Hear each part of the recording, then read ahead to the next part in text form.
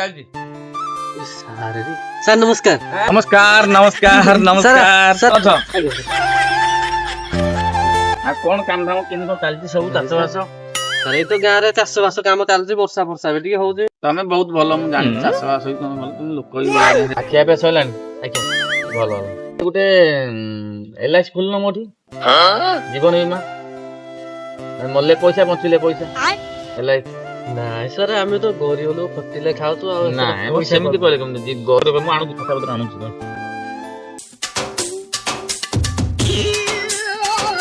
Policy ଅଛି, ତମେ କୋଉଟା ଚାହୁଁଛ ସେଇଟା କରିପାରିବେ।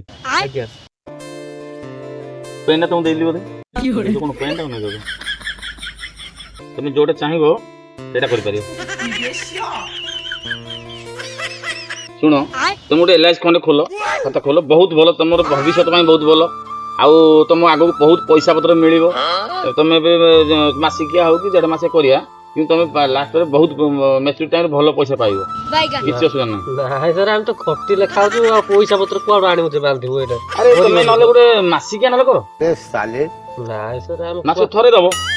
ସାର୍ ଆମର ତ ପଇସା ପତ୍ର ପୁରା ଅଭାବ କହିଲେ, ଖଟିଲେ ଖାଉଛୁ ଆମେ, ପଇସା କୁଆଡୁ ଆଣିବୁ ଯାଉ ସାର୍, ଆମକୁ ହବନି ସାର୍। ଆରେ ନହେଲେ 2 ମାସିଆ କର, 2 ମାସିଆରେ କର, କଥା ମାନ, 2 ମାସ କର, ହବନି କାହିଁ ବେକାର। ନହେଲେ 6 ମାସିଆରେ କର। ଆଉ କଣ 8 ମାସିଆ କରିବା? 8 ମାସ ଥରେ ଦବ। ମୁଁ କହିଲି ତମ ପାଇଁ ବୋଲି ହିଁ, ନିଜ ଲୋକ ବୋଲି କହୁଛି, ଚିହ୍ନା ପରିଚୟ ଲୋକ ବୋଲି। ତମେ ଗୋଟେ କାମ କର, ଗୋଟେ ବର୍ଷିକାଟେ କରିଦିଅ। କାହାର? କାହାର କଣ ବୁଝୁନ, ତମର ପରା ତମ ନାଁରେ ବର୍ଷିକାଟେ କରିଦବା। କଣ ସେତେବେଳୁ ଯାହା କହୁଥିଲୁ ତାହା କହୁଥିଲୁ, ମୁଁ କିଛି କହୁନଥିଲି। ମତେ ବର୍ଷିକିଆ କରିବାକୁ ବସିଲି ବୋଲି, ଆଜି ଫାଇନାଲ ତ ବାଡେଇବି ଆଉ।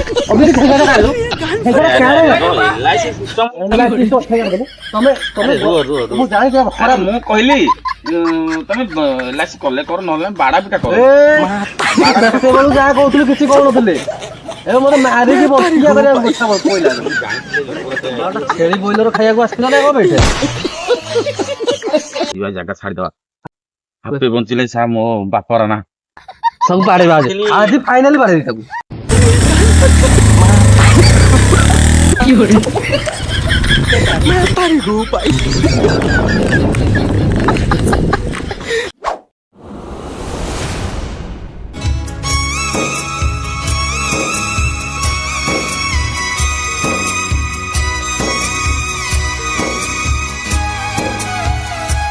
ତମେ ଆଜିକା ପରିସ୍ଥିତିରେ ବହୁତ ଭାଇରାଲ ଅଛ।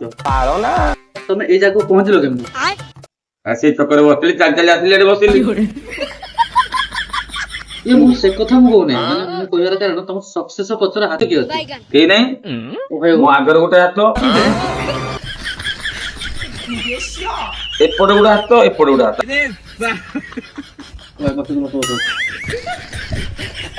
ମାନେ ଭାଇ ଶୁଣ, ମୁଁ କହିବାର ମାନେ ହେଲା, ସୋସିଆଲ ମିଡିଆରେ ତମକୁ ସମସ୍ତେ ଚିହ୍ନିଛନ୍ତି। ବର୍ତ୍ତମାନ ମୁଁ ଗୋଟେ ଷ୍ଟାର ବୋଲି ମତେ ତୁ ଭାବୁଛୁ ନା?